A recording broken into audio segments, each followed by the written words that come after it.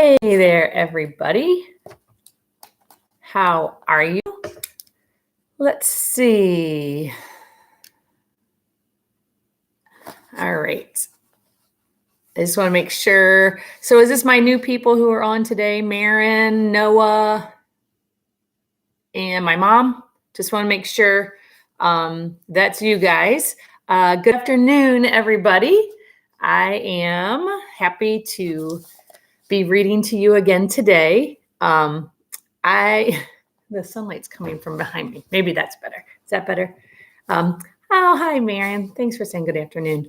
I am going to be, I don't know what is going on with my glasses. Oh, it's just this reflection. Sorry, guys. I'm like looking at myself on the computer and my glass frame is being, that's funny. I have cotton in my glasses. See, this is what happens during the school day, isn't it, guys? I was like, I know something's on my glasses.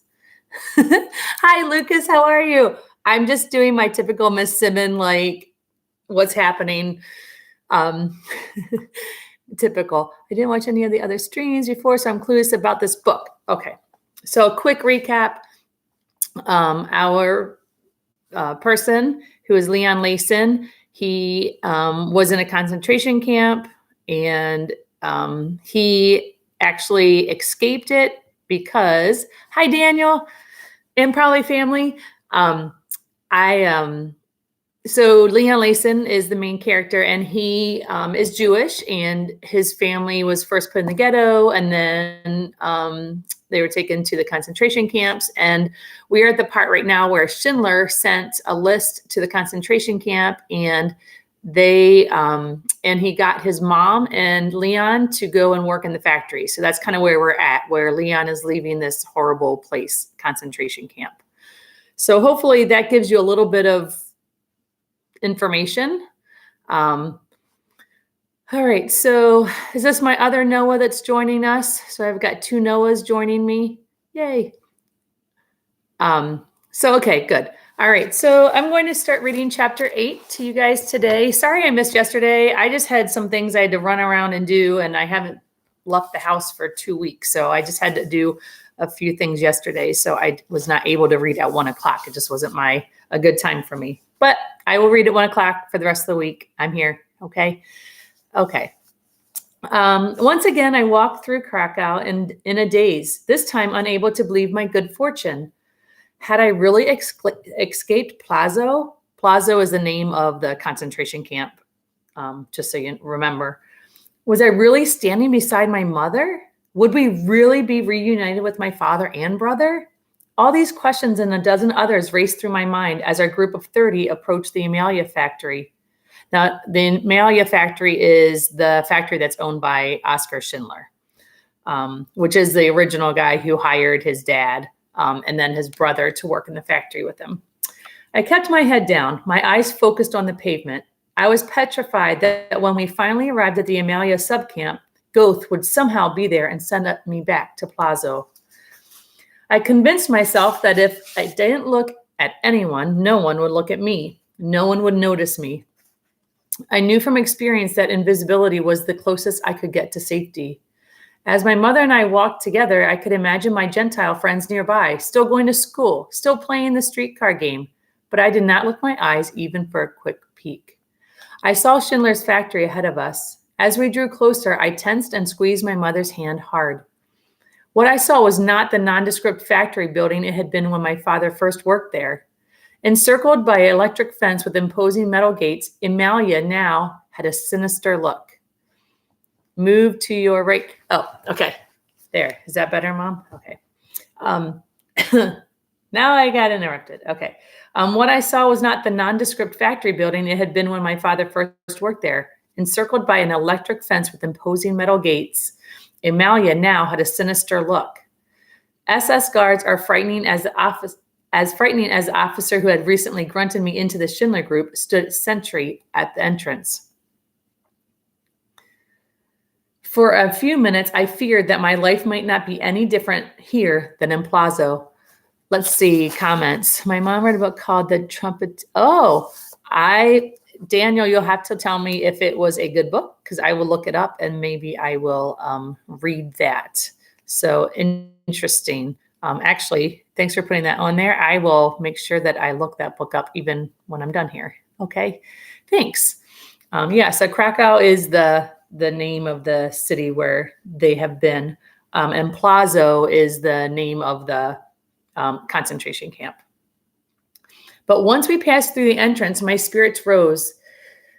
The outside of the factory was a facade to placate the Nazis. Placate means to like just kind of keep them happy, keep them satisfied that they're doing what they're supposed to be doing. So the outside of the factory looked very, I'm going to say German, but very evil and very like what they're supposed to look like. But inside the factory, it was a whole different story. So Schindler was playing the game, making his factory look like it was a normal, Nazi factory that is making things.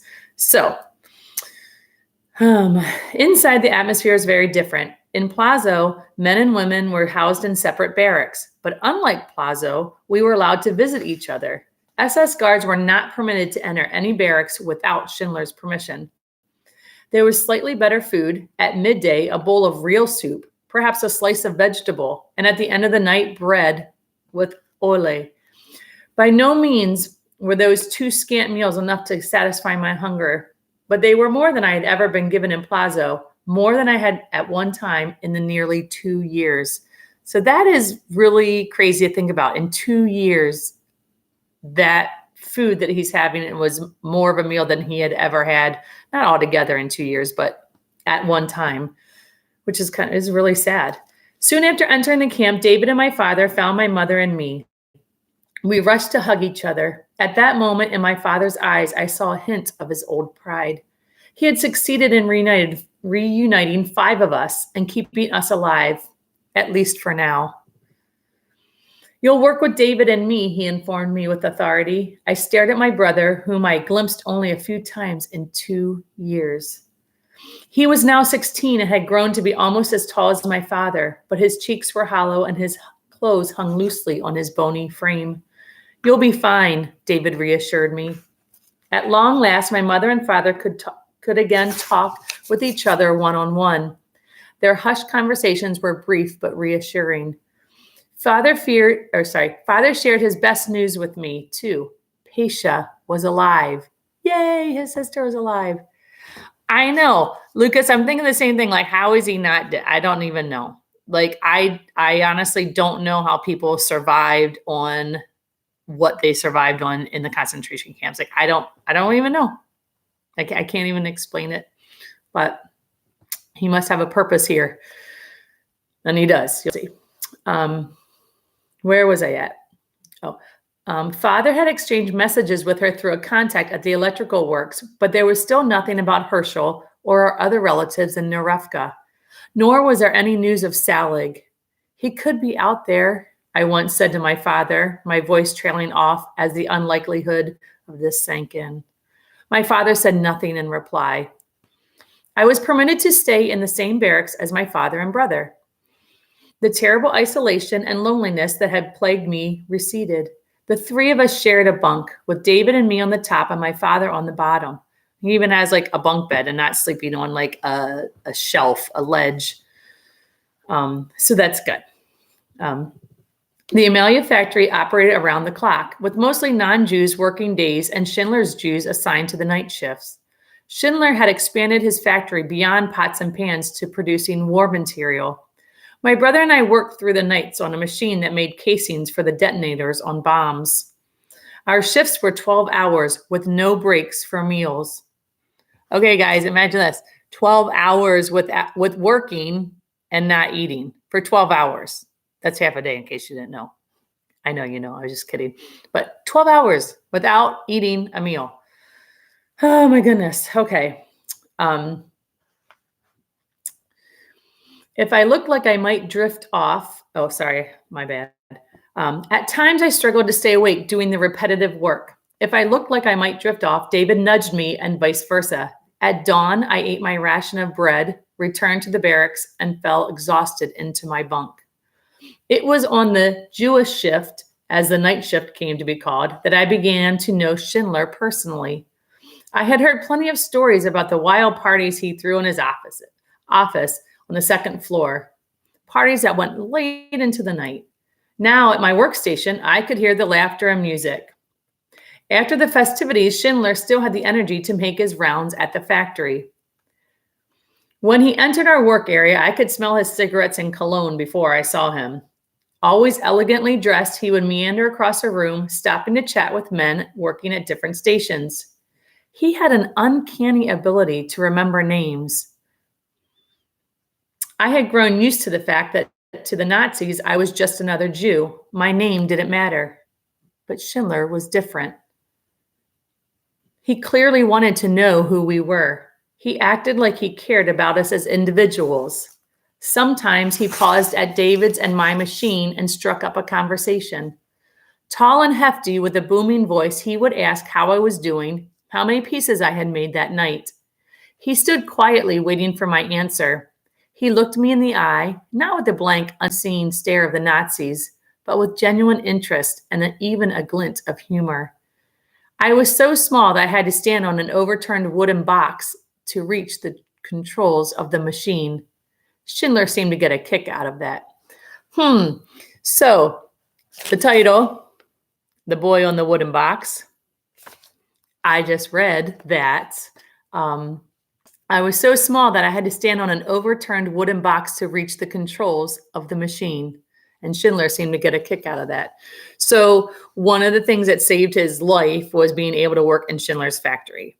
And so the book, some of you thought the book was titled The Boy in the Wooden Box, which I could totally probably see makes more sense than On the Wooden Box.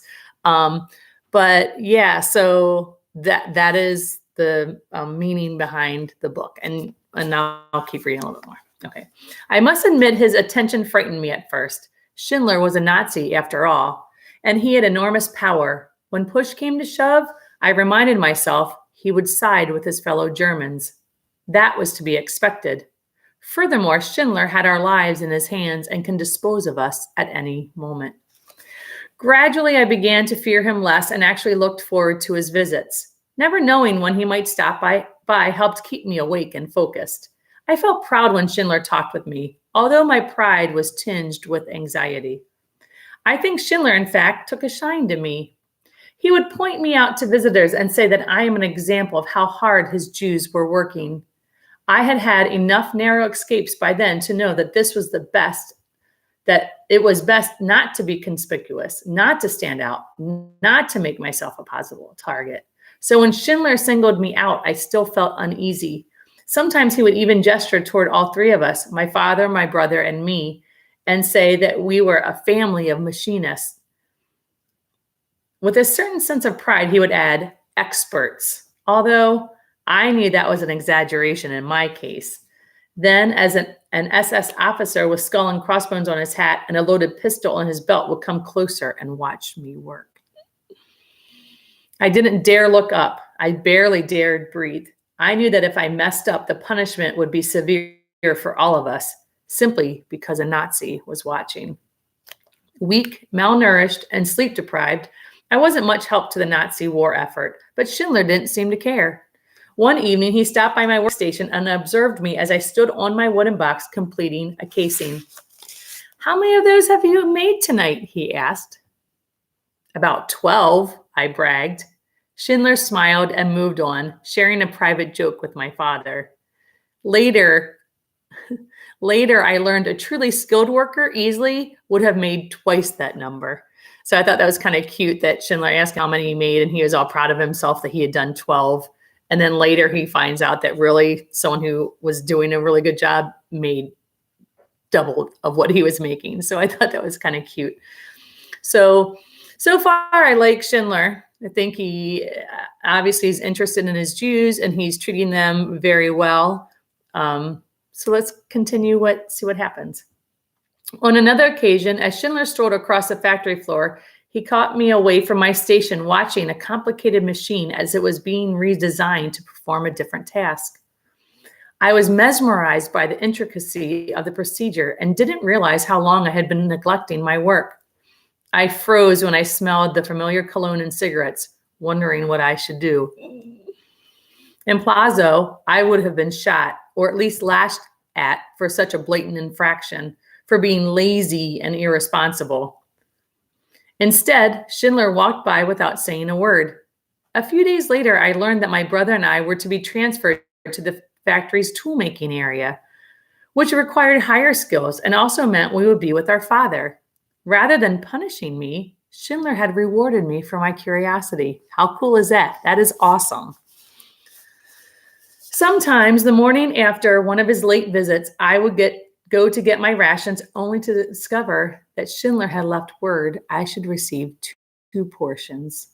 He had made a special effort to do this, and I was overwhelmed by his kindness.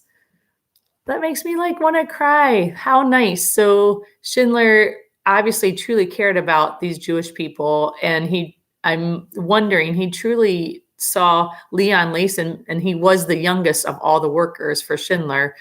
And I'm guessing, anyone who has a heart and you see someone suffering like that, he's reaching out to him and doing special things for Leon, like he just left him like a double ration for his food, which is pretty awesome. Other times he stopped by my father's workstation and put his hand on my father's shoulder. He would say, "It will be all right, Moishe." Moishe is the name of his dad's name. A true Nazi, observing such an action, such humane treatment of a Jew, would have murdered them both without a moment's hesitation. Yet Schindler would even linger to chat with my father for a few minutes at a time. Sometimes after he left, my father would discover a half pack of cigarettes, a valuable gift Schindler had accidentally left by his machine. My father traded the cigarettes for bread. How awesome is that? Oh, why did I say so far? I don't know. We'll see. I'm just trying to keep you tuned in, Lucas.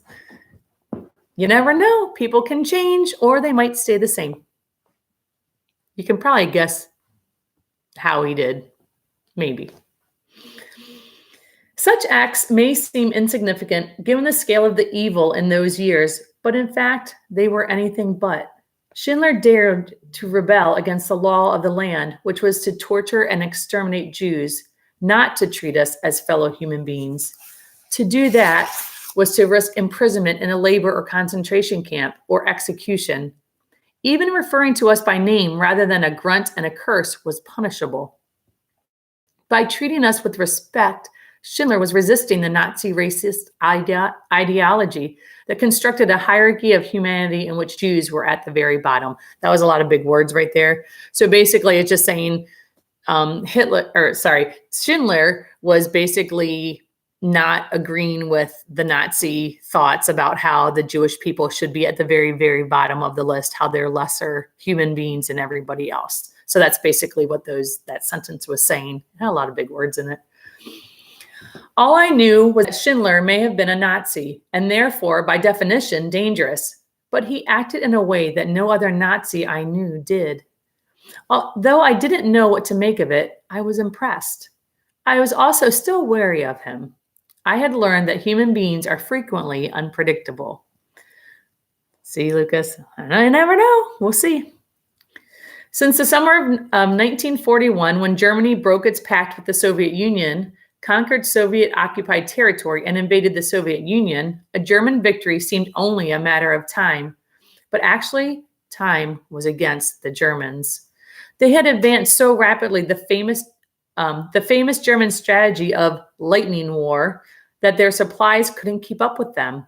They had overestimated the speed with which they could defeat the Soviet army and underestimated the will to resist, not only that of the Soviet troops, but also of the Soviet people.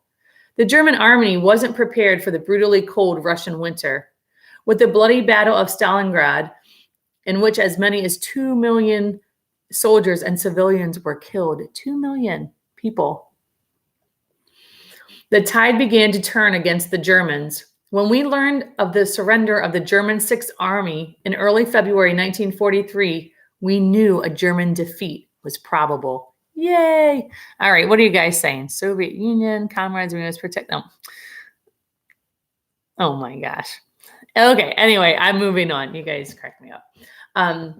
So this is good news that there is hope that possibly there's going to be the Germany will be defeated. And then his next sentence says, if we could just hold on. By the summer of 1944, reports were circulating that the war had swung in favor of the Allies, mainly the Americans and the British to the west and the Soviets to the east. Yay! Yay, us. We got fragments of information from time to time and pieced together that the Allies had landed at Normandy and were mounting an assault in the west. So I'm sure you guys have heard about Normandy, and if you've not, that is a great thing for you to research when I'm done here. You can Google that and see what that was all about.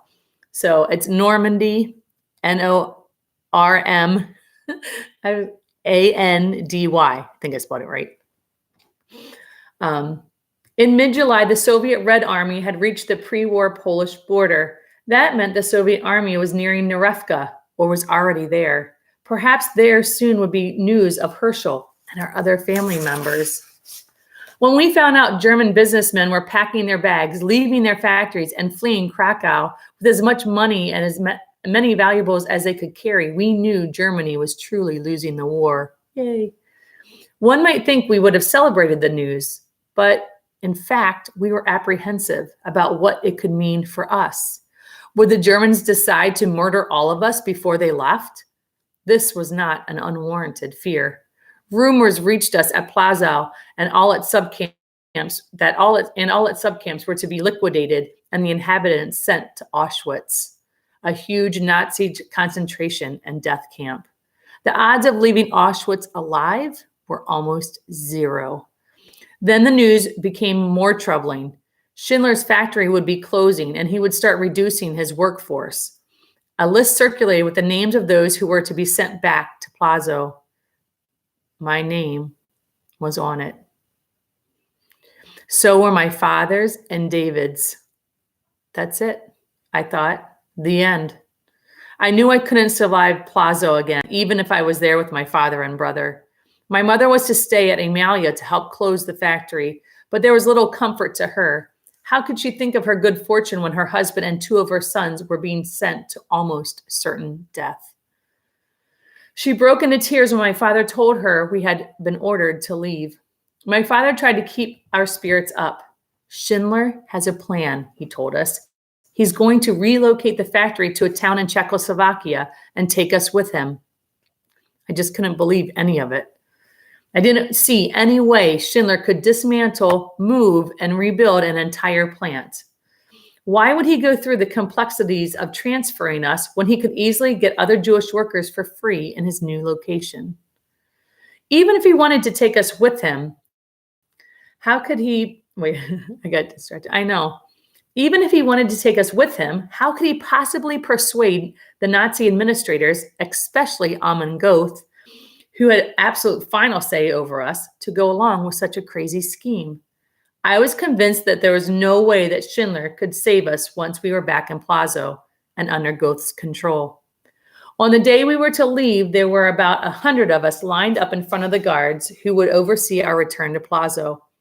I hid in the back of the groups, as I often did, trying to be inconspicuous, particularly since I had been pretending to be years older than I actually was. Schindler showed up to see us off. Any other Nazi would never have bothered. As Schindler strolled past us in conversation with a German officer, I suddenly felt that I must do something, anything, to prevent our being sent back. I began to elbow my way forward to the front of the line, but I was too late. Schindler had already moved on. Impulsively, I stepped in front of the line within 2 steps of a German guard. I really had no idea what I was doing. Was I trying to get myself killed? The guard growled at me to get back in line. To be sure I did, he hit me with the butt of his rifle.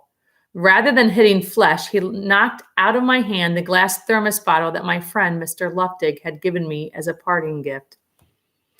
That's okay with the emojis. You guys, thank you for watching for watching the live chat. But I get it. It's sad. So I'm okay with the emojis as long as they're appropriate, obviously. It shows me how you're feeling about what I'm reading. So Rather than hitting flesh, I know I read this already. Rather than hitting flesh, he knocked out of my hand the glass thermos bottle that my friend Mr. Luftig had given me as a parting gift. I know I would put a sad emoji there too. The thermos crashed to the cement with a loud explosive clang.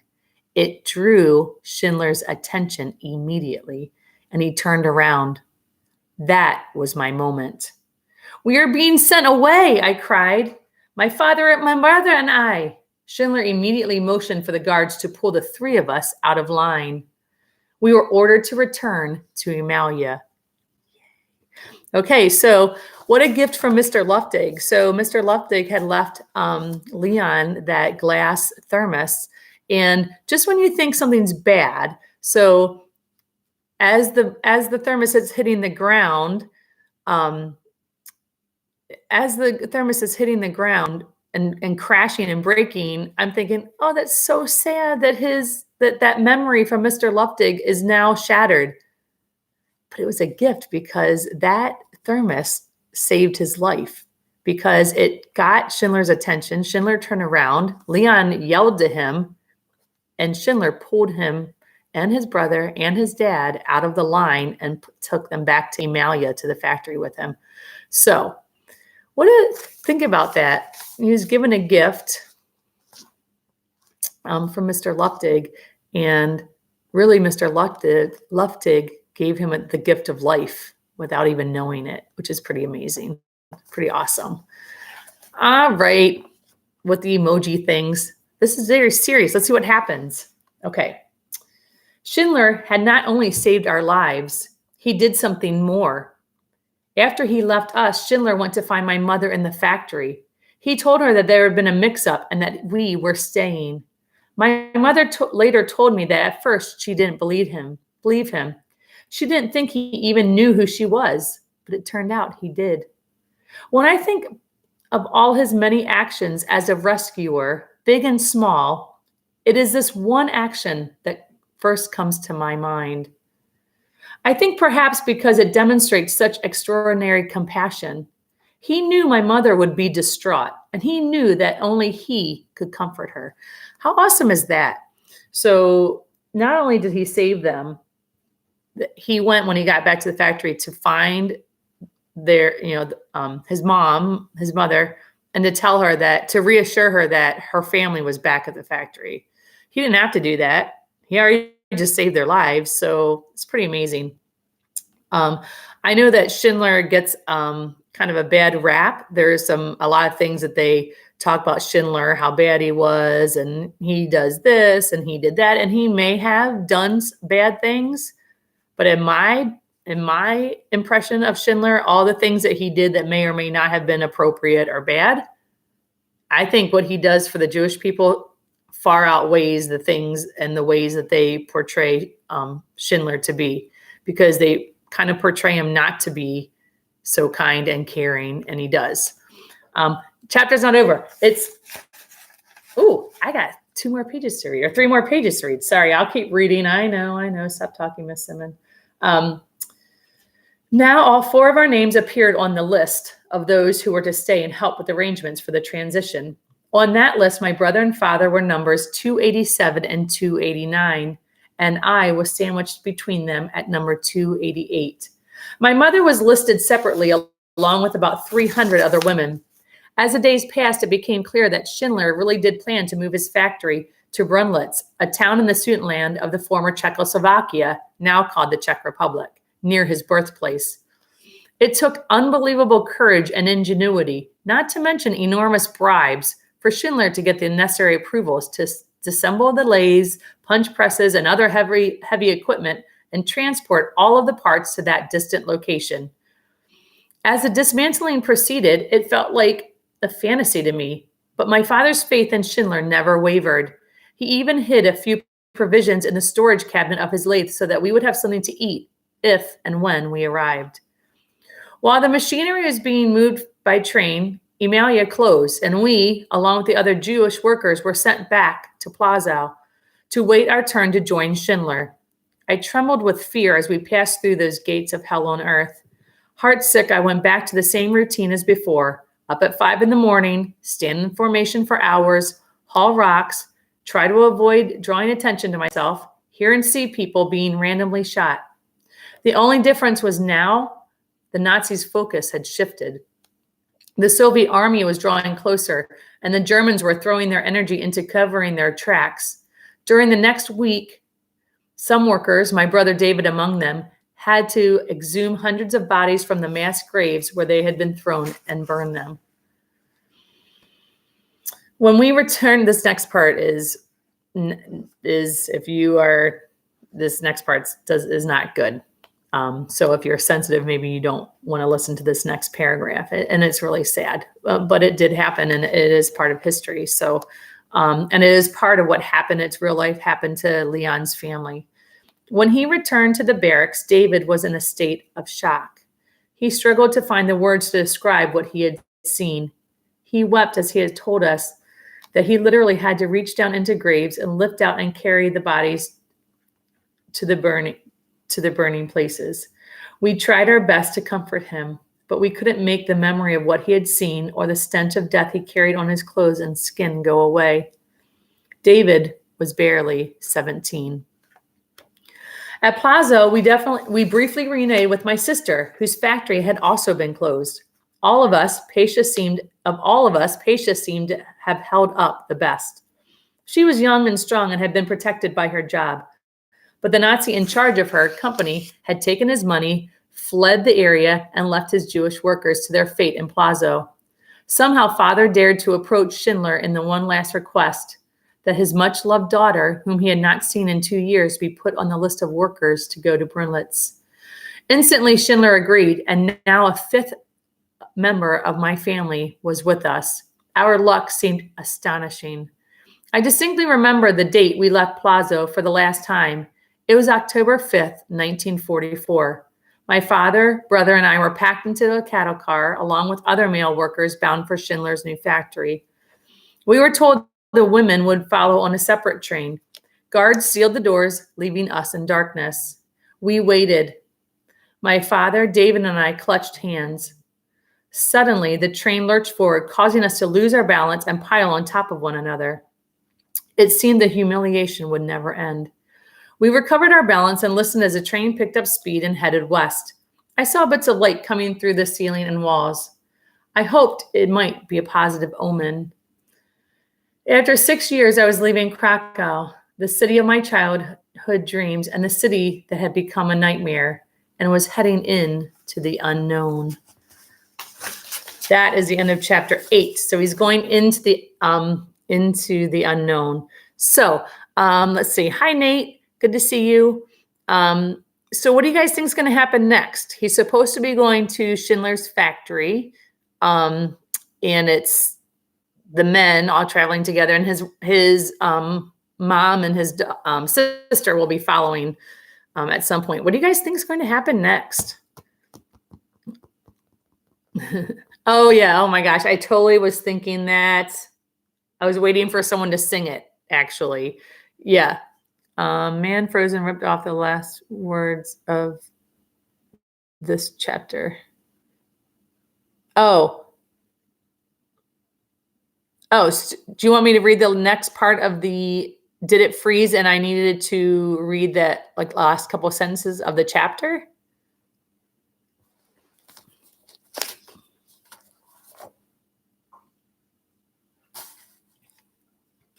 Let's see. All right, I'll read it one more time. Just this last part. I saw bits of light coming through the ceiling and walls. I hoped it might be a positive omen. After 6 years, I was leaving Krakow, the city of my childhood dreams, the city that had become a nightmare, and was heading into the unknown. Yeah, you know I had to do that. So I know you are all singing it in your head when I said the unknown. I think his sister does not make it, okay? We obviously, again, know Leon makes it through all of this. All of these things that happen, we know Leon makes it, but we don't know about his family. So I so hear you guys singing that. So yeah, we'll see. Any other predictions about what you think is going to happen in the next coming chapter? This is kind of like choose your own ending, but you don't really get to choose it. You just have to find out what happens. Do you think he ends up in Schindler's factory right away? Do you think something happens on the train? Oh, nice. Leon will turn into, he's not going to turn into a train. Nice guess. There's always one in the crowd. You guys are cracking me up. So yeah, so who knows? You guys have to tune in tomorrow. I will for sure read tomorrow. So yeah, you guys think some of you think he will make it to Schindler's factory. All right. Well, he makes it somewhere because, you know, he lives. Oh, there's a dog. And there's my son. Wait, don't go behind me yet. Okay. I will talk to you guys later. I love you guys. Have a good day. Get outside. It's kind of nice for a minute. All right. Love you guys. Bye.